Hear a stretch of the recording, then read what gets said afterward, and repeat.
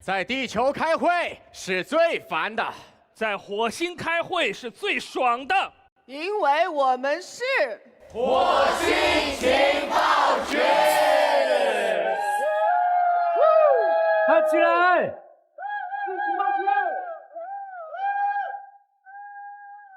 感谢地球友好单位优酷的大力支持。本节目由地球当红炸子鸡、火星特工都爱吃的中国华莱士独家冠名播出。本节目由无惧火星挑战妈妈特工特安心的999小儿感冒药联合赞助播出。哇，哎，有没有觉得很奇怪？我们两个面对面好像很顺畅。哎，有什么原因？这又空了。JK 哥呢 ？JK 哥不见了，因为他发现我们喊完那个火星情报局后就要疯狂跳，他跳过一次太累了，所以他决定就是等我们差不多他再转出来。转出来比较隆重。那我们就把 JK 哥喊出来好了。好。然后我们有请火星会议观察员 JK， 哇，身材变好了。JK， Jesus， 哇，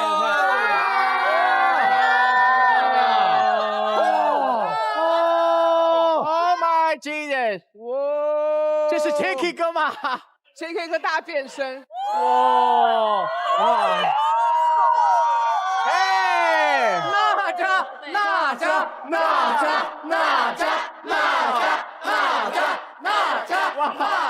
扎，哎，娜扎，你摆 pose 要摆半个小时啊？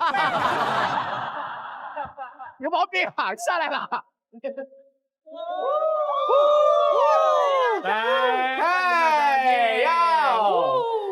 哪吒，又。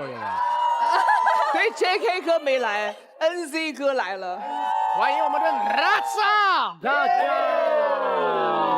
扎今天来当我们的火星观察员哈，怎么样？感觉如何？有没有点紧张？还好吧，因为感觉都是我的熟人。哪几个不熟的呢？有没有不熟的？指一下。台下的都不熟。第一句话得罪好多人啊。我们让娜扎自我介绍一下，好不好？大家好，我是娜扎，我是本期火星会议的观察员。我早就听说你们火星呢是全宇宙笑点最密集的地方。我们这里不仅笑点多，而且你也要贡献笑点哦。我会的，因为我是一个笑点很多，然后就是很可爱的一个人。明白，就喜欢你这种自信。我们让你贡献笑点，怎么扯到可爱上面去了？没有，我觉得大家可能看到我就会笑吧。接不住。好了，跟你开玩笑。没有，所以呢，我今天来到这里就是来看大家的笑话的。好尴尬哦，第一次见面看我们笑话。哎，我突然想到，我上次说你，我在飞机上有一次我说你这个人真的很可笑。然后我跟他不熟，然后他说，哎，怎么感觉你在骂我？我应该是搞笑吧？其实我跟你讲，娜扎她讲话的时候，很多时候语无伦次啊，但她其实是很可爱的一个人。如果你们没有笑到我的话，就说明你们真的有点打脸哦。哎呀，你看看。因为娜扎出了名的笑点低，所以基本上任何故事都会笑一笑。其实我比较善良，我就会比较就是捧场这样。捧场的笑哈，每次都捧你的场，你没发现？连我你都是捧场，他们怎么办？那接下来呢，我们今天有一个新的环节，就是我们的终极特工。终极特工因为有的时候会变化，所以我们简单的稍微介绍一下，好不好？我觉得刚才薛之谦做的特别对。什么意思？我们的终极特工上一场做了5个小时，一句话都没有说，我都以为是妆法精致的观众。所以今天不单单要介绍，每一个人一定要站起来，用最精彩的方式介绍，压力拉满。因为在这个舞台上必须要抱团取暖。就像我就是也是不被人重视，干了5季，我到现在都没有做上副局长。哎呀，你是在点谁，刘维？我还没做上副局长。他就是针对我来的，心中有想法了。我也没抱团取暖，都是靠自己。你呢？自己抱自己。所以大家一定要抱团取暖，好好的介绍，让所有人一下子就认识你们，觉得你们好笑。大家好，我是新晋特工林超泽。防止自己垮掉而垮掉呢？垮掉，已经垮掉了。哎呀妈呀！垮着跳，防止自己垮掉，我自己来整了一个活儿。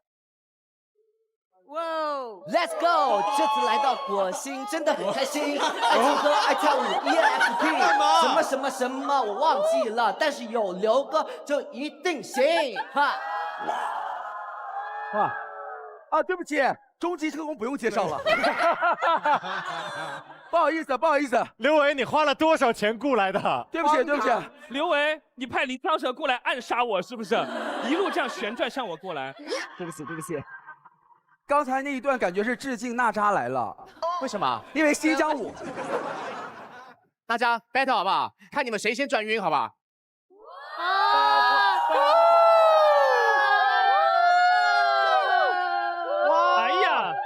哎呦天哪！哎呦，那扎哇可以，那扎没事了。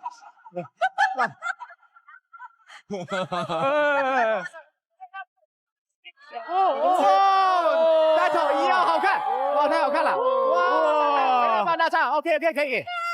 你别说，2个人转的可以说是半斤8两哦，都有晕哦。我穿的高跟鞋，不好意思。他也是高跟鞋。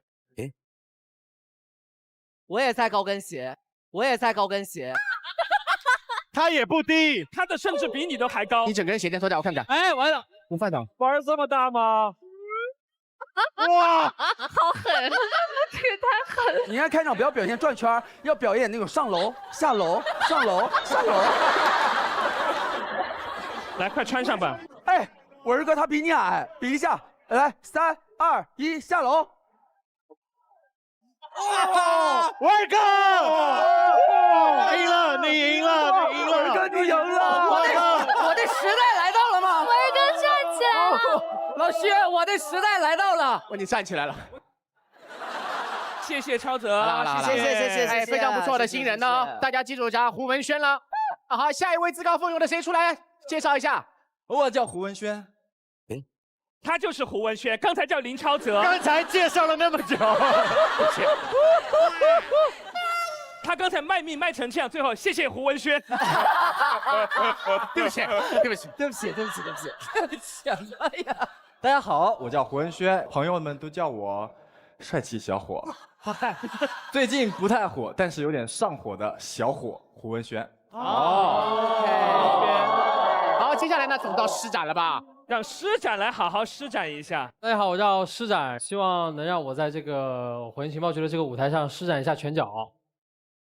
刘维，你还要跟他们抱团取暖吗？不抱团了，他们自己成为了一个组合。我 solo。刚才是3个可爱的弟弟嘛，我们今天还有很厉害的妹妹。哦，妹妹厉害了。Hello， 大家好，我是新人特工李一珍。虽然呢，我没有前面几位哥哥、几位弟弟这么就是多才多艺哈。刚刚算多才多艺哈。但是我还是相信我就是有那么一点实力啊。戚薇姐是最美的副局长，娜扎姐是最美的观察员。我们的特工里面也需要颜值担当。怎么突然开始夸我呀？断臂的维纳斯，你这句话你忍得了吗？维纳斯。所以是谁呢？是谁呢？让我们广大的观众都听听看。陈卓璇，如果是你是这个态度，那应该也不是你。陈卓璇大嫂，是我们的华莱士啊，绝对是华莱士当红炸子鸡啊，这个好。好了，首先呢，告诉我们的这个终极特工啊，你们看到现在前面有2个空的位置。哦，这2个位置离你们近在咫尺的原因，是因为今天你们表现的谁如果是最好，下一场就会晋升为高级特工。哇，真的吗？加油加油！哎，那什么时候会有环节是可以晋升副局长啊？副局长。他一直想觊觎我的位置，我真疯了。反正好不好笑，其实我们说了不算，最重要的还是要靠我们的笑点记录员。所以欢迎我们的笑点记录员代表女篮运动员大宝贝刘雨桐，欢迎。好可爱。Hello， 大家好，我是刘雨桐，今天也是笑点记录员。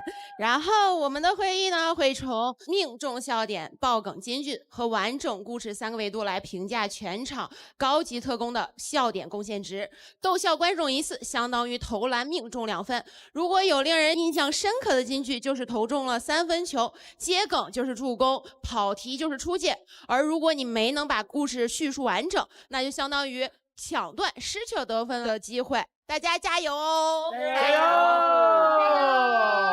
好嘞，那谢谢大宝贝了。那接下来就看各位的表现了。我宣布今天的火金会议正式开始。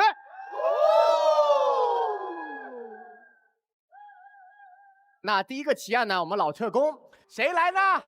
来啦！接下来由我们全场第2矮的我们的金志文。不必强调了吧？你现在高了一点了，长高了，谁是第1呀？文哥提案吧，文哥。俗话说得好，多个朋友多条路，在家靠家人，在外靠朋友。朋友呢，就是我们在外选择的自己的家人。但是我发现，多个朋友少条路哦。比如说，朋友好心办了坏事啊，比如说让我们社死了，要哭了，天啊！比如说朋友抢我们的风头，对，甚至是带着我们去踩坑。所以，多个朋友少条路。娜扎，多个朋友少条路，你有没有被哪个朋友坑过？坑过？没被坑过，你坑别人的也行。我坑别人的太多了。好，哎，那你来一个你坑别人的吧。No 。我讲一个我被朋友坑吧。好的。就是有一次，我的经纪人告诉我，明天我们要拍摄一个非常非常重要的广告，非常重要。这个广告代言对你来说真的很重要，而且他们是第一次见你，你一定要用你最好的状态、最好的皮肤的感觉去见这个品牌方，然后要拍出最完美的一个片子。然后这样子的话，直接到后期我们签下来就比较方便。然后正好那天我就请我朋友来我家玩，他带了好多海鲜，然后给我带了非常多的面膜。海鲜面膜啊？对，海鲜面膜，整个龙虾夹在这儿，海星贴在这儿，上拔棒，这边6个生蚝，这样子贴满。哎，你怎么知道就吃的是生蚝呢？我就是你那个闺蜜。然后呢？然后他就说这个面膜用了之后皮肤会非常透白，整个人状态非常好，会亮亮的，然后皮肤补水，马上用起来。然后用完之后，我就跟着他一起吃那个海鲜，然后吃完之后过了一会儿时间到了，我一拿掉，我整个烂脸啊，全脸的小疹子，真的很夸张。你不会烂完脸的时候，你朋友在旁边？广告是我的。不可能，因为他没有我的这种因为他的朋友没有他的姿色。你在说什么东西？什么塑料姐妹花？没有，我的朋友不是圈里的哦，不是圈里的。他当时就就是，哎呀，你不要着急啦，没关系的。哎，你这个朋友说话听起来很像那种，哎呀，没事啦，你这个再敷一张吧。负负得正哦，2张海胆面膜。我是海胆精。没有，然后我真的很崩溃，躺在床上开始默默掉眼泪，然后就默默打开了我的手机，听一个音频哦，就是消除负面情绪。你脸烂成这样，你第一件事情先是考虑到自己的心理，就先不解决脸。这心态还是厉害。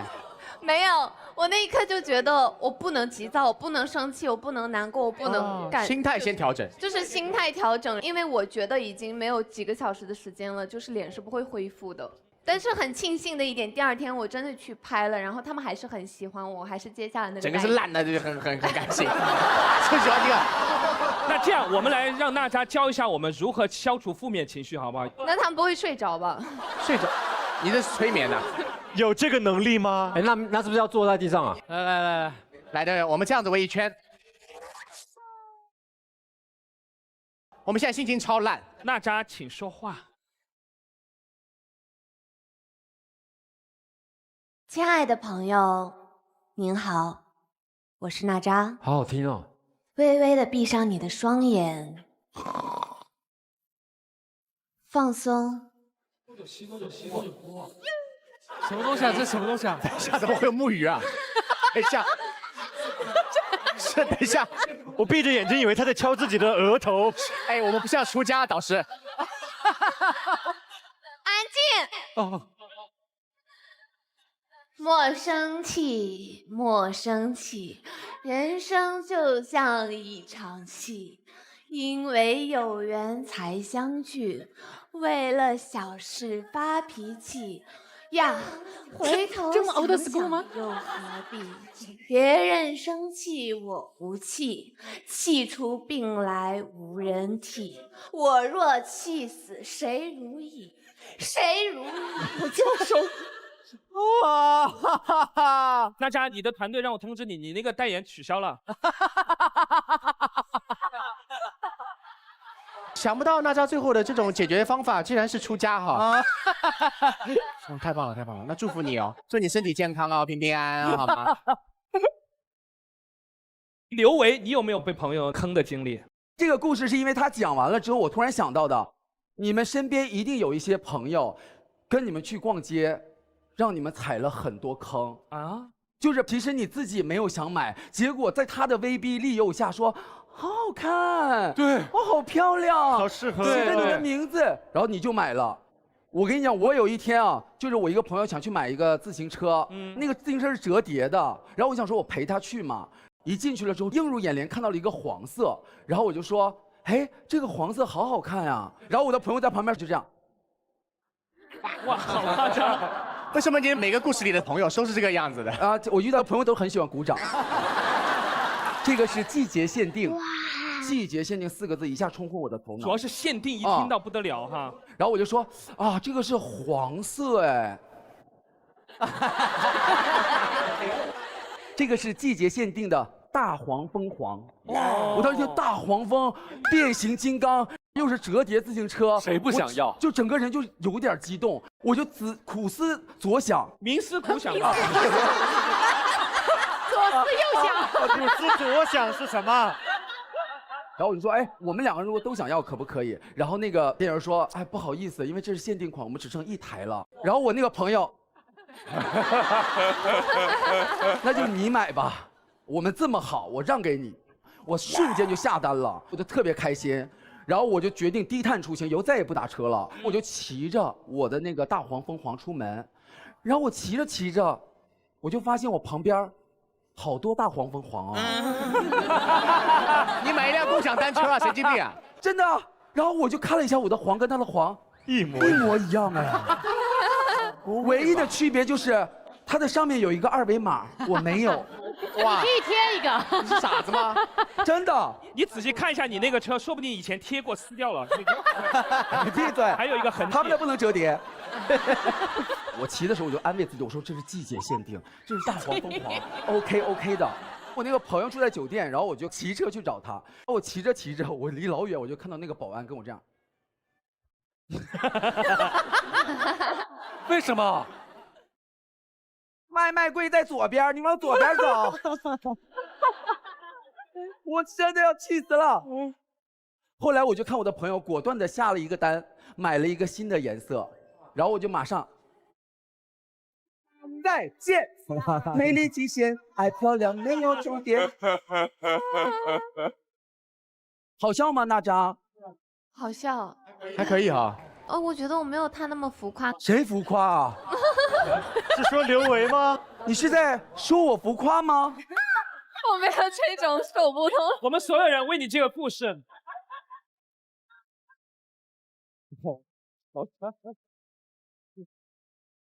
还有谁朋友挡过路的？嗨，有了！我的故事叫做“朋友不慎选，祸害1000年”。哎呀，好疼！我的妈，好疼！你声音很响哎。对不起。我这个是一个被朋友挡路的，而且挡的是一个工作上的戏路。前几年呢，我接到一个电影的试镜，然后他是一个年轻爸爸的角色，你知道吗？我这个人的长相就长得特别尴尬。为什么呢？你知道我这个岁数了嘛？对啊。但是我就长得特别年轻。娃娃脸。娃娃脸。那这样，你猜我几岁了？今年？真的放开了猜。放开猜。40。哎呀，这是懂猜的，太厉害了，慧眼识珠。是40。我是40，他真是真的。他40岁，确实保养的不错。对，就是很尴尬。这个戏是个年轻爸爸嘛。年轻爸爸。这个戏呢，我就跟我一个朋友说，我最近要去试一个那个某某大戏了。结果他跟我说，你长这样怎么会试得上呢？我建议你一定要减老一点啊，才能够试上这个角色嘛。然后他就说，你就从今天开始就不刮胡子。从那天开始呢，我就是连保养品都不吃了，护肤品也不擦了。我就尽量变老，就在试镜那一天呢，我就还特别穿了一个特别显老的服装，特别老气。你来看一下我那天的造型，好不好？哦，这是什么？这是什么？我就一个问题，这个爸爸做什么工作的？不是，我也没当过爸爸嘛，我不知道爸爸要摆什么 pose。你就算没当过爸爸，你也有爸爸吧？应该没有爸爸会这样吧？你爸爸在家里都这样吗？敖犬回来了，回来了，犬犬。好。这个 pose 不行吗？这 pose 行个屁啊！那这样，如果你先不要管年轻爸爸，这个人跟你告白，你会答应吗？滚！娜扎，我喜欢你，娜扎。快离开！我懂。好了。回来现场啊，就是这个戏就没试上。那你们知道谁试上了吗？谁啊？我朋友试上了。哇哦，真是没想到。你没试上跟胡子没关系。是这个了，全哥。我跟你讲，我不跟你开玩笑，我爸爸出门要是这么穿，然后跟我一起出门，我把他打死。神经病。那你觉得你留胡子会好看吗？我觉得还行看我属于不好看的那种。为了证明我不是因为胡子出了问题，我们来看一下其他男特工留胡子好不好看。我帮你们 P 图了啊，来看一下。明白啊！我那张也有点问题吧？你那个好丑。如果你们的爸爸像左边这样申公豹一样，你们什么感觉？申公豹。爸爸来接你了。那这3个人跟你告白，你会答应哪一个？那扎。好笑吗？那扎。好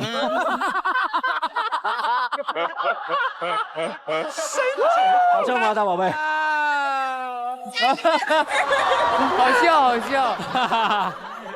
刘维呢？在工作中有吗？我相信说一个人，大家应该很多人有共鸣。谁啊？多一个杨迪，让我无路可走。OK。你要讲我什么？首先，第一，我先说啊，我跟杨迪关系很好啊，大家众所周知啊。但是杨迪真的有的时候在综艺节目上会曝光出一些我可能内心当中并不想听到的话。然后每一次我们那种结尾了之后，都会有一个总结发言。我那次在柳州，然后杨迪就这样。刘维，你说吧。然后我就想说我要上一下高度，然后我就说，啊，来到柳州真的特别开心，但是给我留下印象最深的，还是柳州的人。这个是不是说完了之后，大家还是觉得还蛮好的？就是杨迪在旁边。太像，好像杨迪就长这样。刘维，没有文化。沈阳那天你也说的是人。就是杨迪会让我觉得我知识水平特别的薄弱。你应该得罪的人不止他一个吧？娜扎呢？我跟娜扎老录节目，我有挡你的路吗？其实我跟他也不是一个赛道的。这赛道确实有点远。你要跟他赛什么？我真的必须说，他真的是综艺一个，哎呀，反应快，说话快，跟他录节目就特别难受，就常常有一种感觉，我用演的、就是，不，这是什么？不，你已经想到梗了，但是你已经讲不出来，因为杨迪先讲了。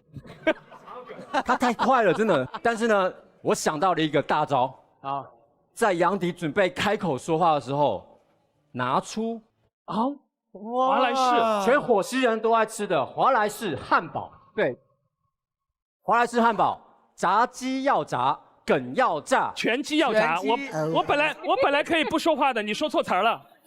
你别说话。全鸡要炸。再一次，全鸡要炸，梗要炸，有华莱士陪我们同框的。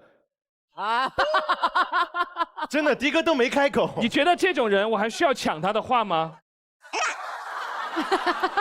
再给我一次机会，全鸡要炸，梗要炸，有华莱士汉堡陪我们同框的镜头必然炸。耶！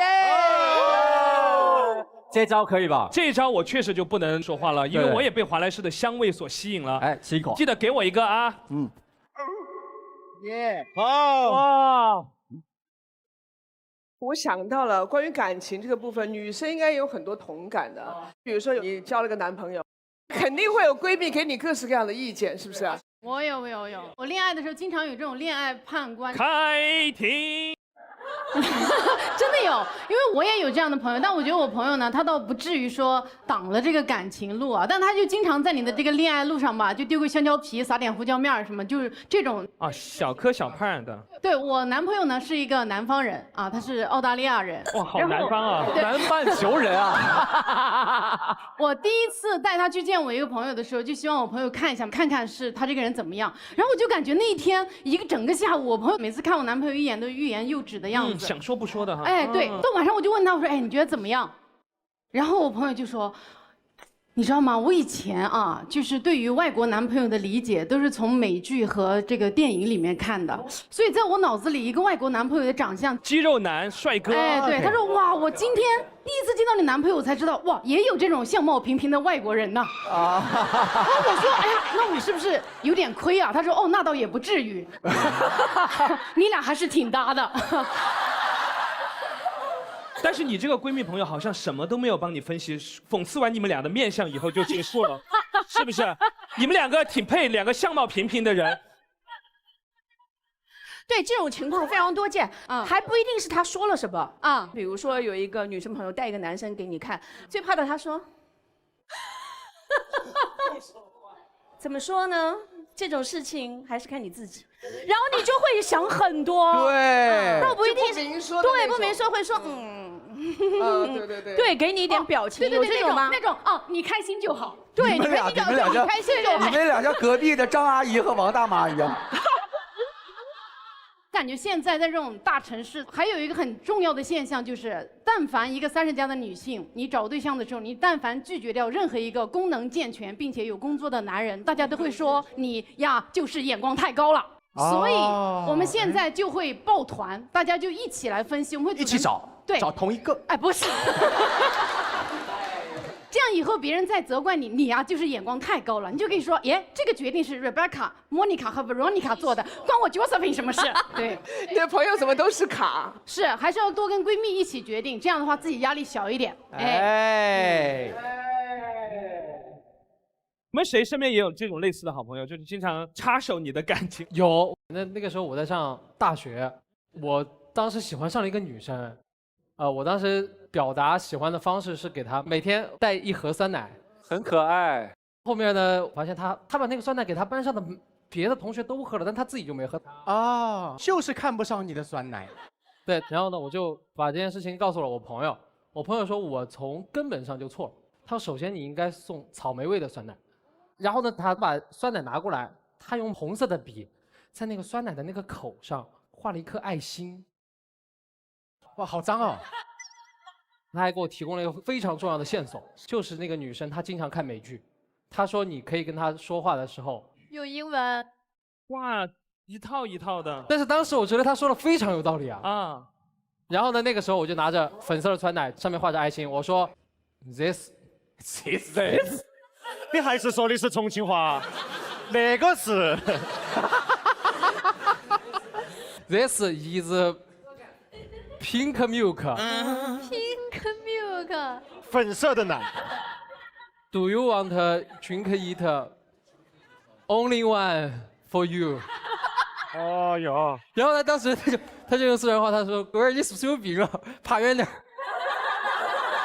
就直到我现在我才知道，就是之前给我出主意的那个朋友，他去年他才谈了第一段恋爱，全是些怪招哈。小诗啊，要给你个建议你下回再有这种要给你当情感军师的朋友，你可以先请他吃顿饭，好，整点小烧烤，搭配青岛啤酒，因为青岛啤酒配万物，尤其适合兄弟走心局。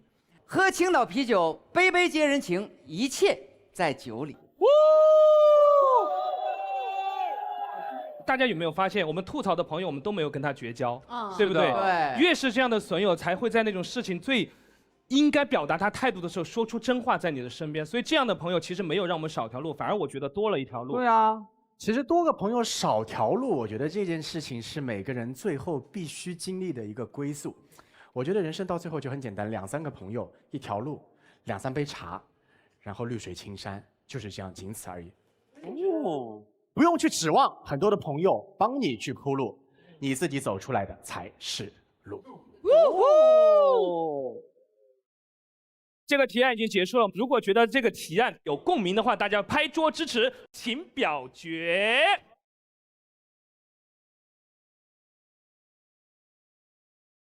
好的，我宣布第一个提案通过。的副局长好好打样，好不好？这个打样不敢当啊，因为我就是当了副局长第一个提案。哇哦！所以我发现很多地球人都背负着阳刚包袱。哦，怎么说呢？举例说说看，怎么样才算是有点阳刚包袱呢？比如说日常生活当中啊，有些女生自己一个人在家里面住，扛着那个水，那就很重的来换水，冒着被骨折的风险，都还是要自己换。陈就学。然后有些男生、女生问的问题自己完全不知道，宁可去查这个百度，也不愿意承认自己不知道，是不是啊？然后另外呢，还有一些呢，比如说在电影院里面看到非常感人的画面，明明是想哭想落泪，就不哭，但是就忍住，就憋住，不愿意让你们看见我脆弱的时候。有没有这样的时候？有。我觉得这件事情女生还好，但是男生都会很忍。对。大家生活当中，不管男生女生，都会有这样的包袱在。是。就比如说，跟大家分享一个，来，炫哥。林志炫。没礼貌。李承铉。炫哥，他有阳刚包袱。他觉得男生跳舞啊、化妆、做那种很夸张的造型，是一种不够阳刚的一个表现。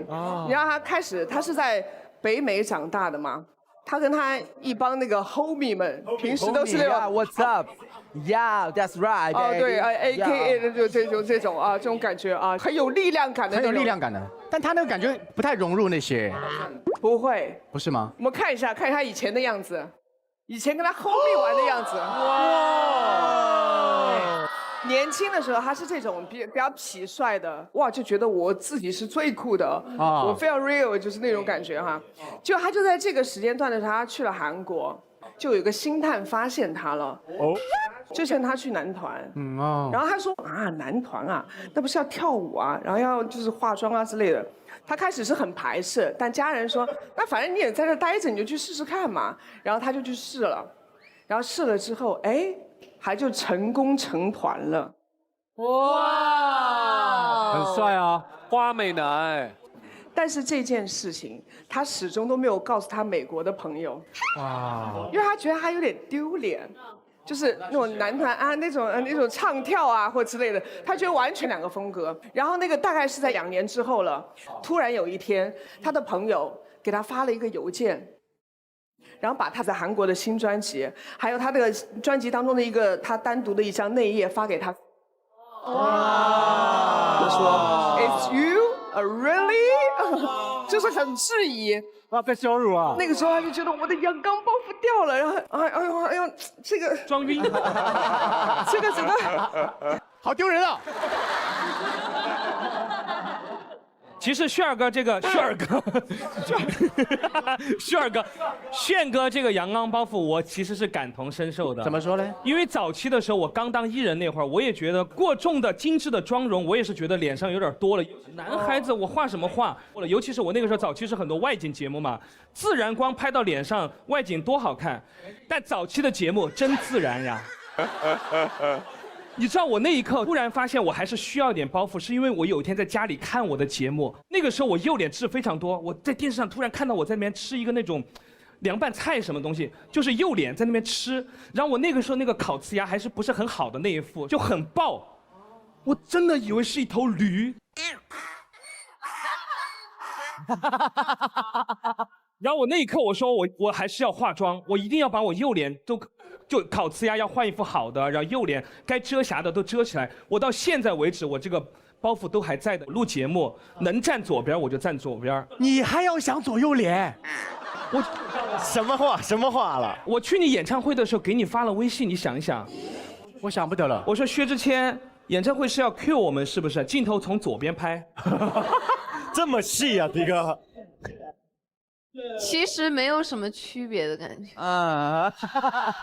我来讲一个吧，千万不要跨界尝试一些不属于你的舞蹈。我高中的时候就被啦啦操毁掉了我的阳刚包袱。你跳啦啦操啊？看不出来对不对？看得出来。你是啦啦队的？我不是，我高中的时候是田径队的。然后你知道练田径的男生每一个都是。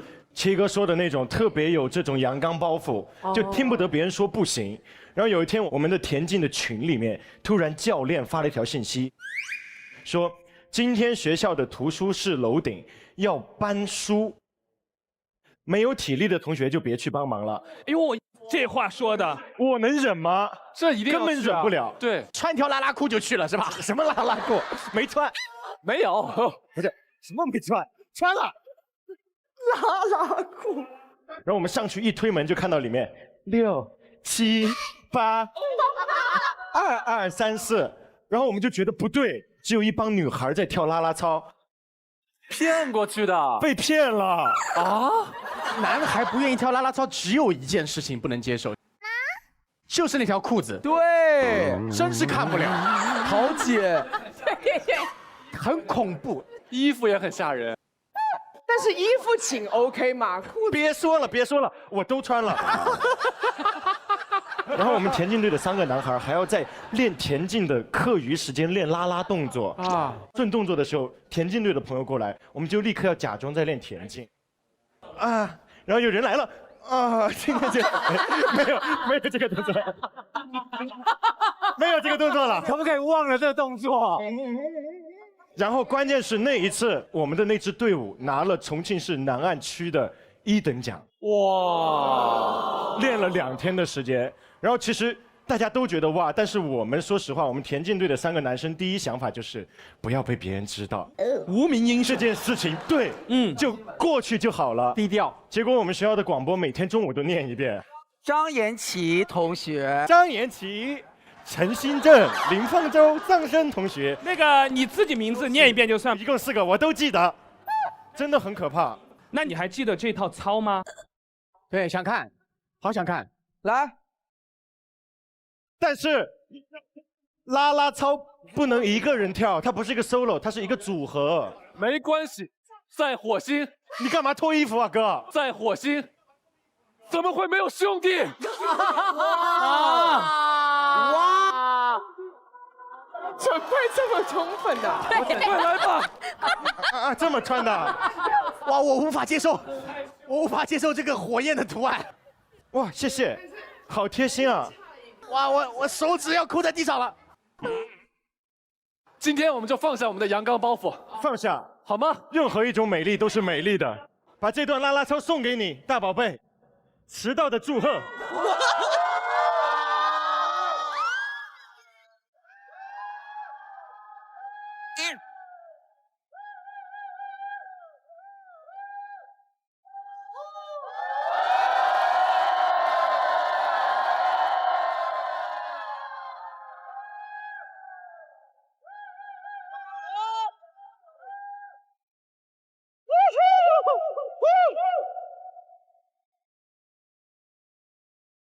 跳起来 ，Come on， 来，大家一起跟着我们的节奏 ，Come on， 快起来！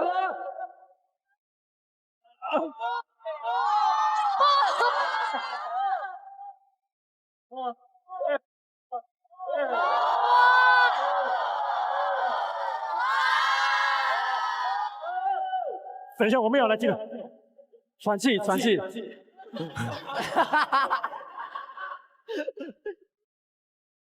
刚刚雨桐正面来看这两位的啦啦操，什么感觉？有被击中吗？我要是比赛的时候看你们俩跳这种啦啦操，我得兴奋死，振奋了，兴奋了，兴奋了，振奋人心。我爆料一件事啊，杨迪不只能跳，杨迪还能对嘴，他可以完全假唱假跳。杨迪，这个我来，怎么还跳的好后悔，真的。哇，你现在还打着领带，真的好奇怪啊！商务啦啦操，我这不是刚下班过来吗？准备被我的元气击中吧，音乐。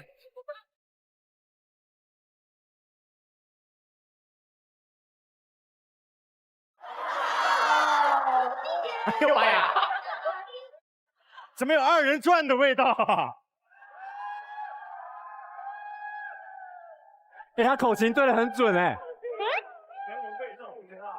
开始了。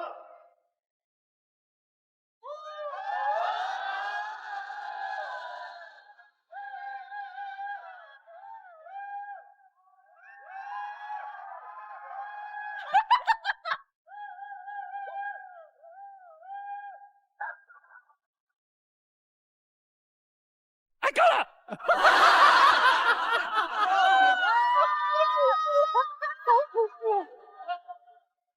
很享受，很享受。哎，我觉得男生都很吃激将法。怎么了呢？我就发现，你只要对阳刚包袱的人，你只要加上敢吗？就是一个简单的问题。你说有道理，对吧？你说你想不想去，他不一定；你敢不敢去，他马上想试一试，对吧，刘维？啊，我们有一个老师特别搞笑，他每次就擦黑板这种事，他非常有技巧，他每次都说。黑板好难擦哦，有哪位男同学有勇气上来试一试？所有全班男生都举手。我来，对，我来，我可以，我来，我最会擦黑板。然后我的同桌最踊跃，上去擦完了以后回来问我牛不牛？牛。我厉不厉害？我想说擦黑板有什么牛的？不需要勇气，只需要力气。其实刚刚讲阳刚包都是一些外在的，你们有没有一些内在的关于阳刚包袱的故事？我发现有一些人他在特定的这种职业加持之下，他的阳刚包袱会翻倍。前两天我带我的拳击教练去按摩。那个按摩的地方，那个师傅呢特别厉害，杨师傅，但他手劲儿非常大，所以我们去按摩的时候，那个杨师傅就专门跟那个拳击教练说哥们儿，我手劲儿特别大，你要是一会儿疼的，你跟我说。然后这个教练听完说，哈，我打拳的，我有什么受不了的，来吧。这句话一听完，我就知道这两个男人之间的战争开始了啊。接下来杨师傅开始很快我就听到那个教练发出那种男人强行隐忍之后发出的闷声，是什么声？就是那种，这个是在上厕所吧？他就整个人一直趴在那。我以为这就到顶了，结果过一会儿啊，这个杨师傅就低头问了一句那个教练说：“哥们儿，你很疼吗？”然后教练说：“没感觉啊。”然后杨师傅说：“啊，但是你的肌肉都驼起来了。”然后这个教练说：“啊，我肌肉硬，你可能按着费劲儿。”哇，这句话一结束，我肉眼可见杨师傅的斗志被点燃了，因为他当时就做了一个撸袖子的动作。尽管他穿的是短袖，然后我是怎么看肉眼可见这个战争升级的呢？就这个杨师傅开始摁了一会儿之后，我就从他的侧面看到有3行汗水，就这样流下来，然后滴到了那个教练的背上，推背，当场推背，精油。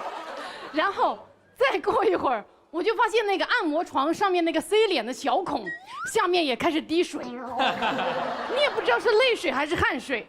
然后最关键是这个阶段他们的战争已经进入了那种无声的状态，就是那个教练他觉得连发出这个声音都有损他的阳刚包袱，所以他连这个声音都mute掉了。然后这2个男人就在那互相做工，互相抵消。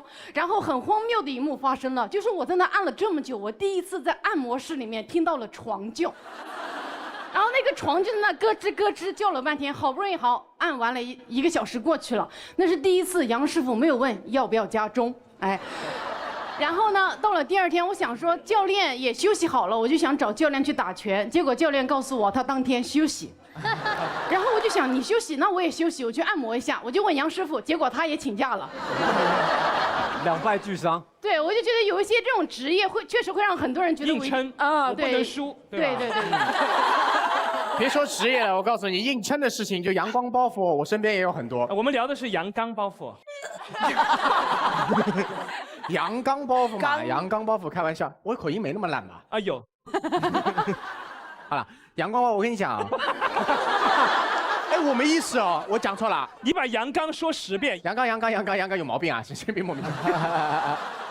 我小时候就是我特别害怕针孔，就打针啊，打针。因为为什么呢？我第一次，哎，就是笑点在。娜扎，他想到自己昨天一个事儿笑了，奇妙。回来 ，OK， 可以回来了，哈，打得不响。哎呀，你们俩是有毛病。我讲故事讲1个小时好不好？到现在开场都没开，你讲莫名其妙。我又想小时候阳光包袱嘛，阳光。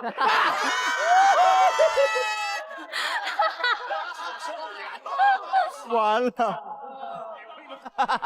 阳刚啊，反正就是包袱，好吧？就是我小时候特别害怕打针，小时候第一次打针感冒了，啪一针上去，哇，我就大叫起来，我爸爸啪1个耳光打过来，这有什么好怕的？男生你怕什么这个东西？可是那一针真的是打到我腰椎上，没打到屁股，贼疼，打偏了。哦，跟你讲，这还不算什么，就第2次的时候呢，我是小朋友，我在后面排队。他在我前面也是个小朋友，那小朋友是那边这边讲，哦，阿姨轻点，阿姨轻点，阿姨轻点，这针不是要快进来的时候吗？阿姨轻点，我当时觉得，哎，有那么吓人吗？我就伸头去看，那个针快到的时候，他一动，哇，血都出来，就在那边哭得不行啊，一个小孩。然后我就耳濡目染了，搞得我心理压力也很大。到我的时候，他针要开始进来的时候，然后我从此开始捧针，然后我爸爸就是。为了让我怎么，他好害怕这样的阳光包袱。我爸爸为了让我有阳光包袱，有一天我跟他出去见义勇为。哦，看到坏人我们俩一起打他。哇，打得好惨哦。然后我爸爸也被打得很惨，我爸爸整个耳朵被打得开裂，耳垂整个快掉下来啊。然后爸爸在医生那边说：“来，医生就这样缝，儿子，我让你看看什么叫男人，你以后还恐不恐惧？告诉你爸爸，这个叫男人。”医生说：“你这个要不要打干嘛？因为整个半个耳朵快掉下来。”我爸说：“不用打。”医生你来，把钻了一动不动，跟那个关公一样，啪，半只手臂全部拉下来，哗，身上也没有纹身，全是肉扑扑的。哎，我问一下，你爸爸缝耳朵为什么露胳膊啊？哎呀，是形容嘛。好了啦，爸爸反正就在那边缝耳朵嘛，就开始了。我觉得哇，好 man 哦，我一定要考看。那个医生哦，咵一针进去，我爸。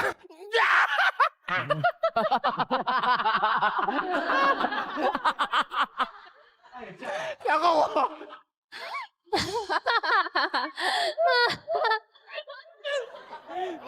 麻药，然后他因为男人嘛，捂着自己嘴，我缝了他，我就真的在那边，这个舌头都在外面，我那个耳朵肿得跟猪头一样，然后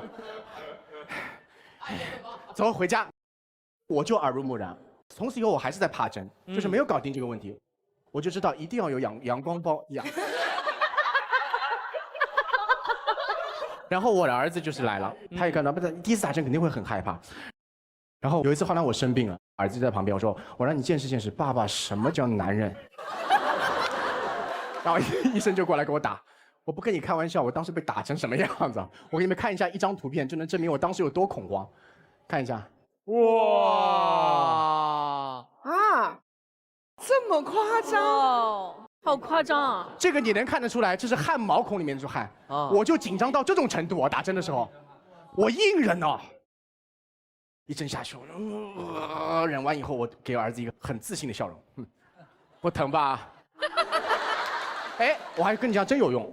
真有。除了我身上这个汗我才没看出来之外，表情是稳，表情是完绝对稳的。我第一次这么稳，然后我儿子从此以后再也不害怕打针了。阳刚包袱。哇，稳的。所以说，男生是不是真的对痛啊这些，真的是会有阳光包袱的？你也阳光包袱。但爸爸那个伤太重了，没必要，真没必要硬撑。友情提示：如果需要缝针的朋友，真的要打麻药，不是人人都是关公的啊，引以为戒。迪哥一般会有这种感觉吗？看恐怖片我就有点害怕嘛，所以我就会点一个华莱士到家里面，左一口右一口，全鸡配汉堡，阳刚值爆表。这样的话，恐怖电影我也不害怕了。娜扎呢？娜扎如此的温柔，阳刚包袱有吗？娜扎为什么是这个迷离的状态？因为她一直在准备自己的故事。没事儿，也就随便讲讲行了。其实我生活中是一个很随意的一个性格。但是呢，我不知道为什么，就会给很多的不熟悉我的人会感觉我可能是那种一讲话好像细声细语，然后好像很软毛那种感觉。然后我就自己想，那我怎么样才可以让自己气场可以更强大一点，然后让大家就是觉得我其实还挺有阳刚的一面。怎么弄？怎么弄？我就经常会和朋友们去 KTV 唱一首歌，叫《算你狠》。等一下，你唱一首歌就能变阳刚啊？会不会对阳刚有什么误会？如果说可能今天有一个局，也有很多人不认识我，然后我一唱这首歌，大家都会这样子。哦，有反差的感觉哈。哇，那你这样说，今天是撞到枪口上了，你今天不唱也不行了。那我们想看看反差有多大，好不好？算你狠！来，哎，厉害了，厉害了。没有，这就是我刚刚为什么一直迷离的原因，因为我没有当着这么多人的面唱。那要随便的，随意一点。哎呀，哇哦！一飞而过头，呛得眼泪流。圣诞静默潮，好汉不回头。你若要走，我不会留。强留的爱情不会撑得太久。太久。无奈寂寞，尺度游走。别以为低下脸轻密不透风。我说算你狠，谎话说。好像错了，说了2次，我就当真。Here we come on, here we go。我真是没什么出息，哎，没出息，对你还不放下，还放不信下去，真好听，可以了。哇！你还别说，这段表演可以说基本上是废掉了。下次 KTV 别叫他出来玩了。但是我觉得娜扎有一点是 OK 的，你还真不怯场，管他唱的好不好，什么都没关系。对，这个很难得。我发现他是会先怯场，然后突然正式来到这个节点。我今天还是有点害羞，真的，因为真的没有当着这么多人的面唱过。真的不想丢这个人，但是没有啊，那什么没有，丢得很厉害，没有，但还蛮好玩的啊！下次不要再唱了，好不好？其实我是觉得男生在青春期喜欢女孩的时候都会有这个阳刚包袱。小时候我不是学拉丁嘛，然后我就会经常的在模拟赛上面跟我暗恋的那个女生，然后就示好，就耍帅之类的。然后 2 3 2 3 cha cha 1 and 2 3 cha cha 1 and 2 3 撒旦哈。真的好像刘维哦。我动作也像，他走过来也像。这是刘维继承人嘛？一样一样的，真的。重点来了，就是旁边那个大哥，他老放大招，他就下岔了。然后我也不服输，然后我的那个阳刚包袱就上头了，然后我瞬间来了一个转身，一个大下叉，哎呀，我的裤子太紧了，就松开了。因为当时就觉得不能丢脸，然后我就灵机一动，哎呀，哇，这不是健美操吗？开了。哎呀，还这样，哎呀，全都能看。哎呀妈呀！哎呀！哇塞！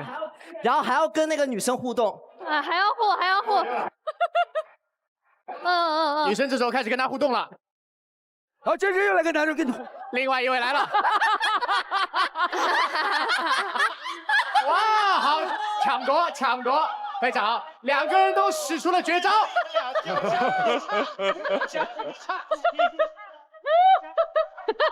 把我叔叔带去哪里啊？哇，太棒了！哇塞，好厉害！但是当时的状态其实真的是裤子崩开了。哎，你都已经劈叉劈成那，这儿都撕开，你而且还这样，腿还这样。一开劈开是第一眼对吧？这是第二眼，大家看到这个翻第三眼还是给人看。这你看不看？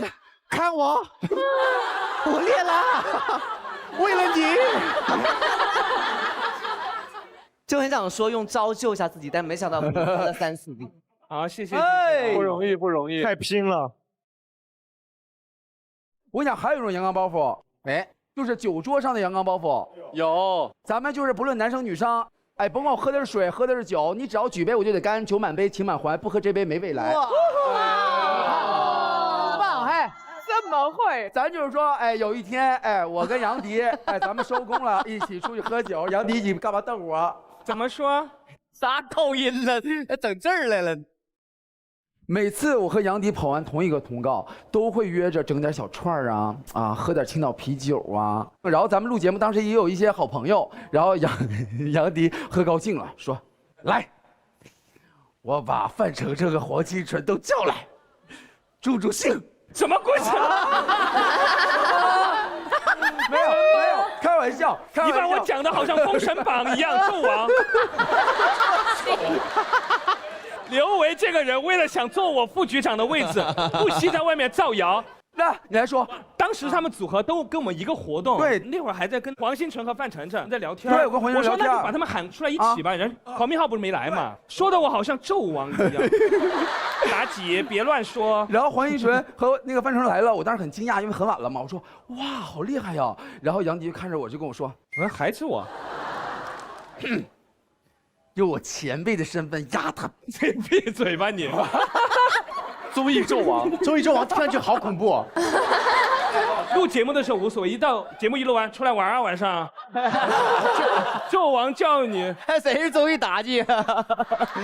更好笑的是，杨迪把人家两个人叫来之后，然后我们两个人给人表演 I'm a Barbie girl in a Barbie girl。那我想请问一下，到底谁在给谁助兴？然后大家就喝开心了嘛，然后我就感觉杨迪开始走路就有一点，你是我见过对哈好的人，然后我就感觉杨迪不行了，然后你作为好朋友肯定得劝嘛，这种别喝了不行，我说杨迪你别喝了，然后杨迪就跟我说，晚堂，别管我，杨迪就一杯一杯喝，然后杨迪团队也过来说，迪哥你别喝了。不是你别乱说，我团队的人没有人说话，我经纪人在出了门，门口有一个墙边有一个人，眼睛是睁开的，然后这样。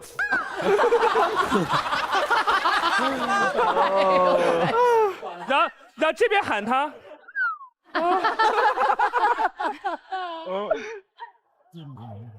然后这个故事其实讲了，大家都觉得有点虚构哈。虚构的啊。然后我今天还带了视频，因为啊，真假的？哇，视频，不要吸引眼球了，迪哥，真有。杨迪团队真的是让我惊呆了。又在拍快乐短剧吗？那么冷杨迪有点阳刚。还有多久到啊？快到了，10分钟。我有点忍。我下来，你看多清醒。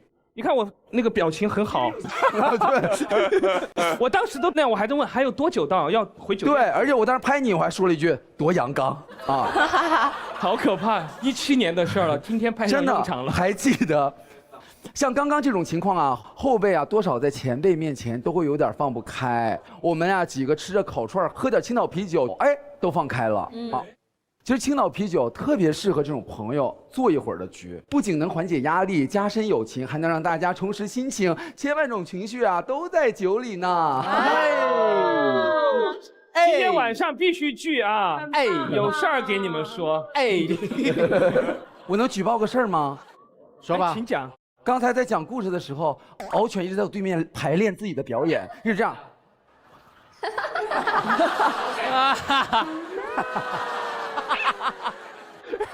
敖犬 ，Q 到你了，那你就出来吧。好了，到我来。这阳刚包袱好重。我要说了，这个阳刚包袱，我真的觉得刚刚富妈说的是有道理的。你刚刚说男人真的经不起别人说你不行。对，我觉得但凡一个正常的男性被听到说哎你不行的时候，都会有点生气的表情。你不行。你是男人，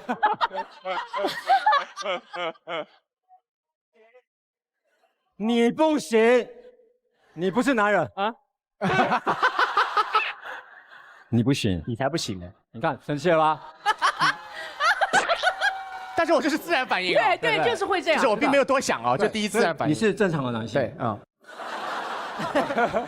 好了，然后呢？那种，哎，我这是你又不知不觉走到这里了，对，让给你了，不要，一起讲啊！我要说的是，我以前是一个 B boy， 就跳那个 breaking 地板动作，就头顶转啊！对，各种大招。对，我之前参加很多舞蹈的节目，然后我就特别喜欢比完后去看那个弹幕，然后我只要跳的有点慢，或是有点掉招，懂了，他就会在弹幕上面公屏就说他不行了，他没年轻厉害了啊！大家要知道，就是我真的已经40岁了嘛，对吧？对，对，然后我那个胜负欲就是说，我偏偏就会在意这个东西。我就真的会觉得，我下一次在节目上的时候，别人呛我不行的时候，我还是要证明我这个年纪没有输给年轻的自己。你不行。还能不能跳到年轻时候的样子啊？不要比了，放弃吧。我可以。哇 ！DJ 加了 B。要宝贝。哇！哎！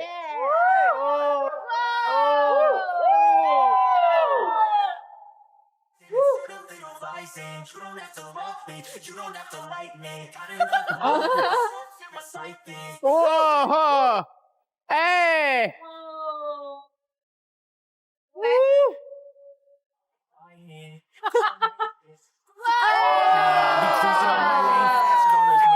！I've been working hard, yeah. I've been working nightly. If you think you'll win, fucking likely. Look at shots like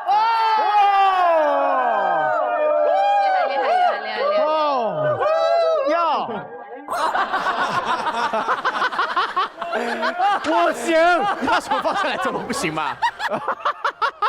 大宝贝，快把它丢走了，要命了！哦，可以哦，真的没在练，宝刀未老啊，好累啊，他真的好累哦，太累了，很拼，真的很厉害，棒！虽然舞步很老，但是很厉害。没有，我觉得他很好。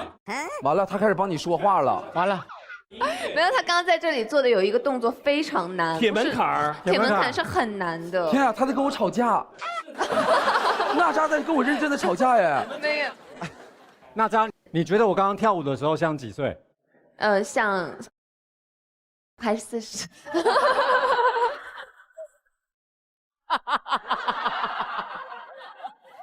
但是说句实话，我真在东北见过，真的，特别是中间那个，对，正月里来是新。你行吗？你要挑战一下我们东北的那种节奏快的，要加上这种 B boy 吗？你不会不行吧？啊，不是吧？啊，你不行吧？不行啊，你不会不行吧？好啦好啦，算了，尽力而为，算了，尽力而为吧。你活着比较重要。你在可怜我是吗？我可以。各位朋友们，抓着 B。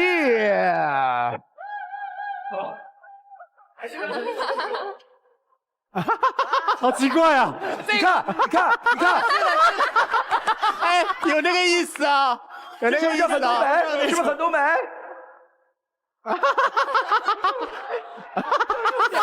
起来，很好笑哎。好，铁门槛，是不是很像？哎，好像这个音乐比较大，是不是很像？真的可以，行，棒，没有包袱了。好吧，亲戚们来说说你的。其实对我来讲，我觉得我去参加女儿的亲子运动会的时候，我就绝对这阳刚包袱就爆发了。我必须为了女儿，我一定要展现出 daddy 的力量。daddy， 父爱如山。印象非常深刻，就是拔河的那个项目。哦。就是有2个最壮的家长嘛，然后他们分别选那个队员嘛。然后我记得他们选队员的时候，我是站在了最前面，很明显嘛，就是很显眼啊。确定吗？对。但是2个家长分别都绕过我去选后面的家长。哎，你，我选那个啊。你永远在前面那个。我一直在这儿，我就一直在这儿站着。那天就出一个单儿，我就是那个单儿，队员满了，把我给晾那儿了。在我最尴尬的时候，还好这个班主任来化解了尴尬。那个米迪爸，你不用那个mini bar，米迪啊，女儿叫米迪啊。我以为你老师也戏称你呢，米妮爸。好坏呀，杨迪，迷你爸会不会太伤人了？迷你爸爸。米迪爸爸，你不要觉得尴尬啊，没有关系。一会儿还有妈妈组的比赛。我听到我就更尴尬，我当时我就笑了，我说我一大老爷们儿，我跟妈妈组，你这确实我就觉得有点欺负人嘛。后来妈妈组比赛一开始，我过去一看，其实我有点低估妈妈组了，更拼，一个都比你长，比你壮。我就这么形容，就妈妈组基本上都是缩小版的大宝贝儿，没有比我矮的。那你干不过。我就硬撑嘛，那个阳刚包袱，那咱这该上就得上，那就参加妈妈组了，对吧？然后我就参加了，我记得这个其中一组，然后我是被夹在中间，2个妈妈咔就给我咔就给我夹住了，我就听哨声一响，然后所有妈妈一使劲，那个绳一蹬起，咔就把我就给蹬起来了，飘起来了，你腾空了。当时我就发现我双脚离地了，对我脚够不着地了。然后我就一直就要蹬，我就往后蹬，但是我够不着地，你知道吗？后来我把鞋都摔飞了，鞋都没了。后来输了，很惨烈。因为加了一个重量。但是确实是因为我没使上劲儿输的。如果你让我够着，但凡让我够着地，这胜负欲还在呢。让着他们，使不上劲儿啊！我说赶紧找我媳妇儿，就找姑娘求安慰嘛。我说这也输了嘛。我一回头找不着他俩了，我估计他俩早就看不下去了，先走了。阳刚也没刚明白，陈卓璇，你来说说你的吧，阳光高夫，还有你有什么故事吗？不是阳光包袱，阳刚包袱。我刚刚甚至听你说的是阳光功夫，我都疯了。就是我发现我爸爸比较有这个阳刚包袱，啊，爸爸怎么了？因为从小到大肯定都是爸爸像一棵大树一样，就觉得什么事情都是应该我依靠着他。但是长大了之后，他在情感表达上也有包袱。就是我上大学的时候，他和我妈妈一起送我去嘛，然后我爸爸从来是没在我面前掉过眼泪的。然后但那天我就感受到他有一点点沉默寡言。然后晚上他们回去了之后，我就还是给他们打了个视频，想说看看他怎么样。结果视频接过来之后，我就看见那个画面里面是这样的。然后我就想说，完了，爸爸肯定就是有点难过了，肯定是哭了呀，什么都哭成这样了。我说你那边怎么在抖啊？爸爸说没有没有，今天新买了个按摩仪。他就很会给自己找理由，然后后面就是妈妈把手机抢过去说不是的，是你爸爸在从学校回去坐地铁的时候哭了一路，然后哭到住的地方还一直在抖动。父亲一般都会在孩子面前压抑自己的很坚强，情感，对，不能创造出那种好像就是很脆弱的一面。对。好的，我今天这个提案就是关于男生女生阳刚包袱这件事情啊，可能大家初听阳刚包袱这件事情会定义在男生身上，其实我觉得那也是刻板印象的一种。有些人说你男生不够阳刚，你就不够男人味，或女生你太阳刚了就没有女人味，我觉得都是刻板印象。我觉得大家可以拿掉这些刻板印象，我真正去找到自己灵魂当中最能支撑自己的那个最阳刚的东西。我觉得女生也可以被表扬成阳刚，然后就像我们的大宝贝在赛场上叱咤风云，那个也是非常阳刚的行为，很值得我们给他鼓掌。而且我一直都觉得，男的不是说你穿个粉色你就不阳刚了，你哭你就不阳刚了。我觉得男的就有担当才是最阳刚的。是的，我觉得外形或者喜好并不能证明一个人不阳刚的。说得好，说得好。阳光包袱里面呢，其实我觉得阳光两个字相对来说没有那么重要。哎，刚一遍都没说对，哥。我怎么了？阳刚包袱里面嘛，最重要的我觉得其实是包袱两个字。其实每个人的包袱啊都会变化，都不一样，但是它都是你的成长的过程。小时候每个人都有很多的包袱，非常的多，我也有。哎，我觉得不好看，我在意别人看我怎么样，在意别人对我的看法或者之类的。但长大以后，你慢慢对于自己的认知和这个包袱其实并不严重了。当你的包袱里面没有你自己的时候，就代表你已经长大了。哇，很精彩。好的，那我们这个提案已经结束了，接下来请全场特工来表决。如果觉得这个提案有共鸣，我们就拍桌支持。来，请表决。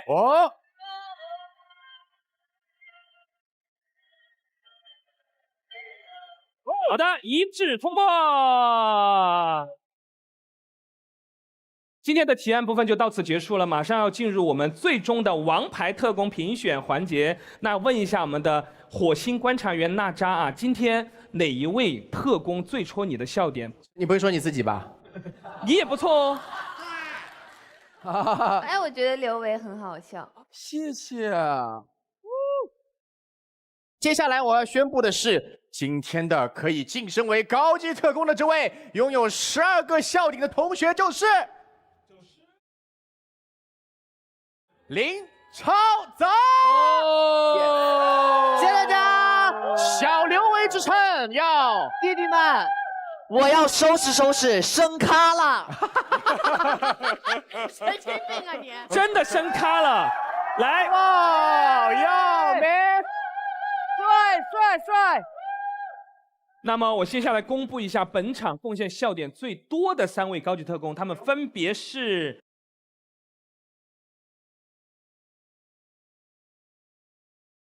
敖犬、刘维以及张延琪。接下来我宣布，获得本场笑点得票最高的王牌特工就是怎么搞得这么紧张啊？哎呀，刘维对面的敖犬。你不行，我可以。我可以来了。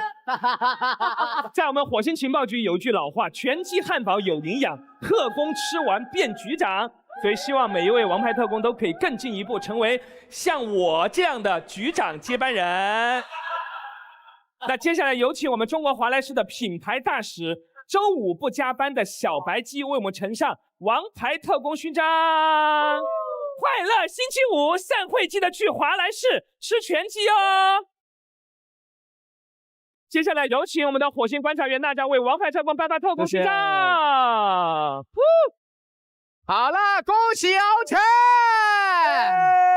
刚刚娜扎没有把勋章给他，你给他一只鸡。